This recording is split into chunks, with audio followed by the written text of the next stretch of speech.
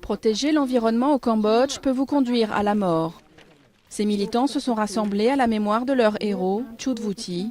Il se battait contre le trafic de bois et a été abattu en avril par un agent de la police militaire alors qu'il collectait des preuves de destruction de la forêt. La mort de Vuti ne menace pas notre détermination. Nous allons intensifier nos activités. Nous avons peur, mais nous ne pouvons pas continuer comme ça. Nous devons poursuivre la lutte.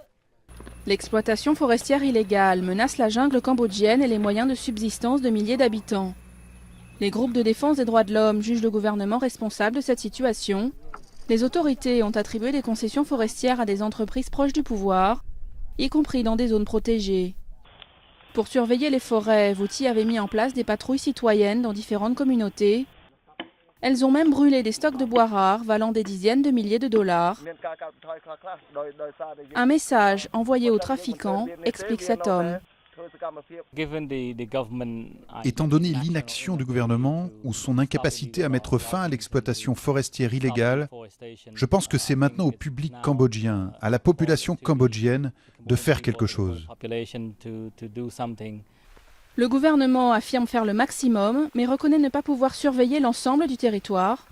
Dans son petit morceau de jungle, Proum Darmajat a depuis longtemps pris les choses en main. Il apprend à la population locale à ménager ses ressources. Même si les arbres les plus rares ont déjà disparu, il essaye d'empêcher l'abattage de ceux qui restent. Le moine qui avait travaillé avec Vuti a été menacé plusieurs fois, alors il s'inquiète pour la sécurité des patrouilleurs.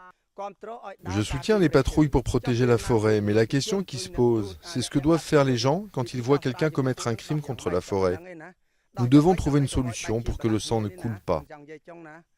Les partisans de Vuti ont promis d'organiser la plus grande opération coordonnée de patrouille forestière dans les prochaines semaines pour pérenniser sa mission.